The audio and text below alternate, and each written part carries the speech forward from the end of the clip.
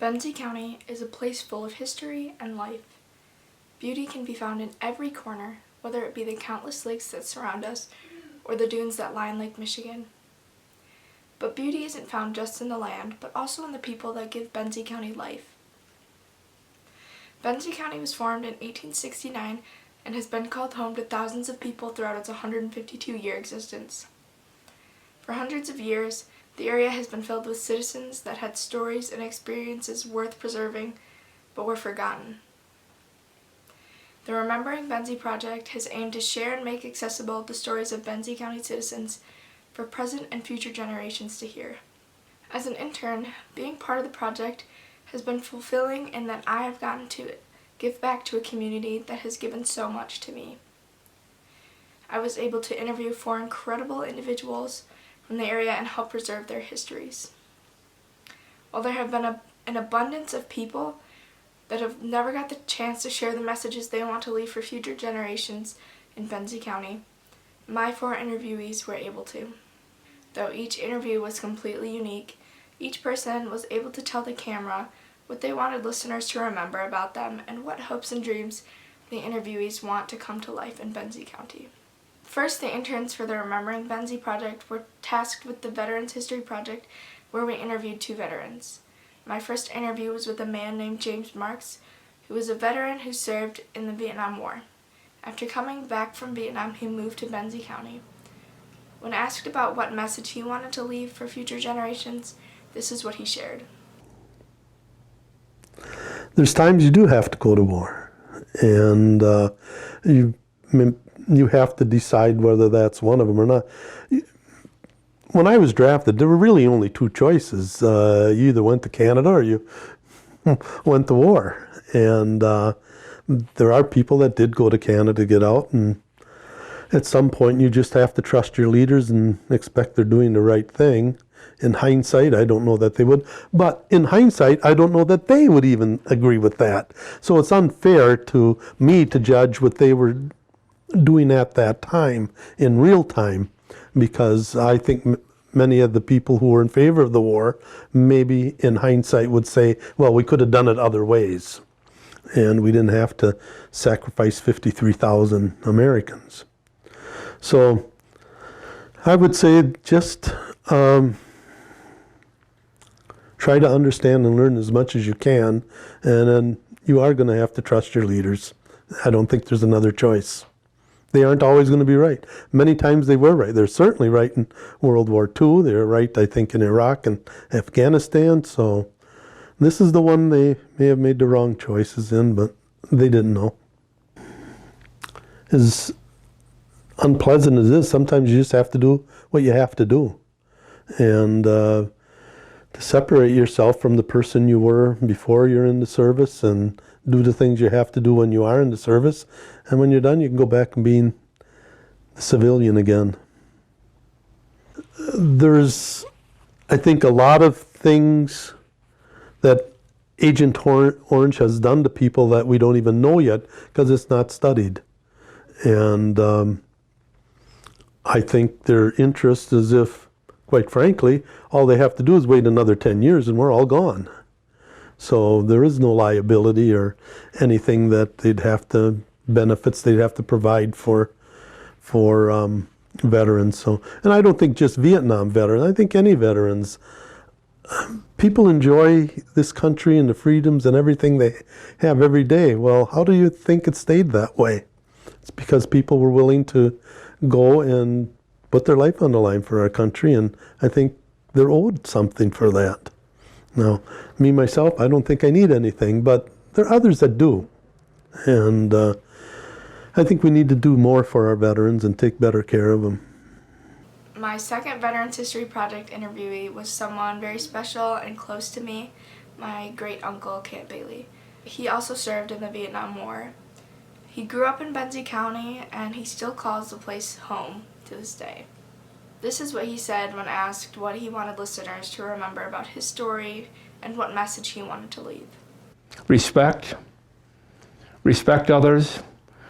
Learn how to other people that give you respect, you give them respect back. There's never 100% on that, but you can, You can, I respect people, but if they don't respect me, I don't go out of my way to you know, to say, come on, we got to be friends. No, I don't do that. If they don't want to respect me, that's fine. That's, you know, they got whatever's bothering them, that's fine. Remember that, and this is the truth, that war is hell. There's no glory in war. So when anybody steps up and say, hey, let's go to war, be damn well sure you're going to a war that you're going to walk away the winner. Don't go to a war just to fight the war. And there's ways, plenty of ways of winning a war, but there is no glory in war. Don't get in a war if you're not going to fight it to the fullest. And the fullest is to win. I was met in Traverse City by two sisters and a brother, and walked off that airplane at nighttime, and they met me, and there was nothing. There was, I mean, it was just, there they were. And it's so different from my time in when they started these other conflicts of celebrations and parades. There was nothing. There was no parade. There was nothing. They didn't like, they didn't even, they were against us. They demonstrated against us. That's why all them riots and stuff took place back in the 60s and 70s. They didn't, it was against a soldier. No one come up and shook your hand. No one come and said anything to you. If they did, it was going to be negative anyway. It's hard to say this, but some guys today, like I said, they come home, they got parades, they got everything. We come home to nothing. But we adjusted, and we went on, and we adjusted ourselves. Where today, they sometimes maybe not all of them, but few of them need help or something. I didn't get any support till about maybe 10 years ago. I'm 75 now. See? But some of these young guys are coming back and snap of your finger, you got support. See? We didn't have it. It wasn't there. I guess that's the best way I can put it without being negative about military. Both of these men showed great courage and strength serving in the Vietnam War, and I'm so glad that their accounts in the war were able to be shared. From this project, I was able to learn about what it truly is like for veterans in Vietnam. I think it's so important that we remember those who fought for our country. Interviewing these two veterans really opened my eyes to the realities of war and how courageous veterans really are. I'm so glad that I was able to help capture their stories, which will be available for future generations. And they will also be stored in the Library of Congress. In the second half of the year, us interns interviewed 2 more people for the Legacy Project. Each interviewee is someone who was involved in the community of Benzie County and spent their time making it a better place. The first person I interviewed was Ruth CATTON, a doctor who spent over 30 years in India. After retiring and moving back to Benzie County, Ruth got involved in the community and started volunteering at several organizations, including Bacon and the Women's Fellowship at her church. When I asked her what her hopes and dreams for Benzie County were, this was her answer. To continue being a community that looks out for each other, that things like Bacon, things like Habitat for Humanity, that it helps those in need. I have a very good friend down in Ludington, and she has a lot of problems there because they don't look after each other. And she's so envious of way I have neighbors that come without question to come and shovel and do things for me. Early on in the pandemic, a neighbor would do my grocery shopping. Also, to continue the factor of that it's a educated community. Now, that doesn't necessarily mean you have to have gone to college. That it can be technical education, but it encourage people to read.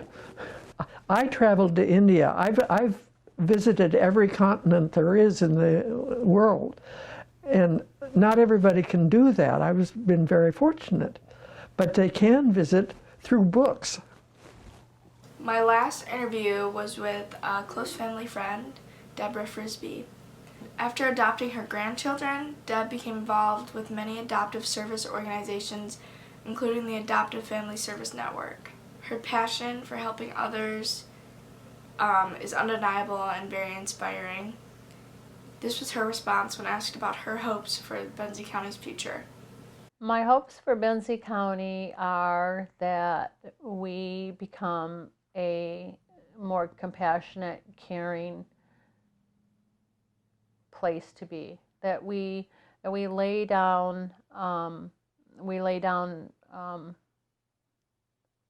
our judgments, and that we just try to be more understanding, caring, and compassionate.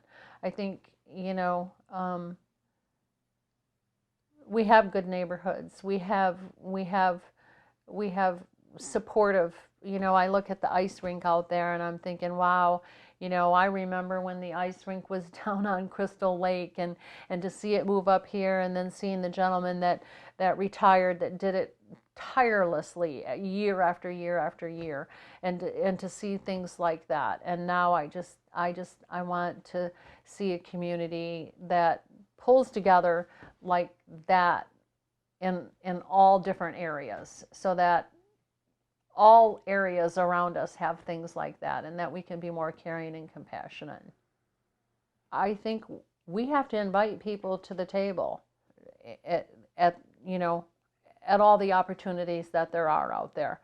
I think we can create new things to do for our communities, and I think we just need to invite people, like the Betsy Valley Community Center. We can invite more people to the table. We just have to be able to get the word out, like what we're doing, because everybody wants to work towards a cause, and it just has to be the cause that's near and dear to your heart. Deb and Ruth are two very inspiring women, and I was able to see that in both of their interviews. They showed me that being involved in the community is so important, especially in a tight-knit community like Benzie County. When I became an intern for the Remembering Benzie Project, I didn't truly realize how special it really is. Being able to help share the stories of people that live in Benzie County makes me realize that there are so many other people in our county with stories that deserve to be told. And I'm so thankful for this experience, as it's helped me learn more about my home and some of the fascinating people that live here as well. Before the project, I took for granted the beauty of the area and didn't fully understand that even though Benzie County is the smallest county in Michigan, the people that live here have big hearts and big dreams for what they want to see in Benzie County. As for my dreams for Benzie, I hope people start to realize that Benzie County isn't just a small place, but that it's beautiful and full of amazing people. I'm so thankful that I got to take part in the Remembering Benzie Project. I hope that the messages that James, Camp, Ruth, and Deb left are shared in future generations, and that the interviewees get to see the change that they are striving and advocating for.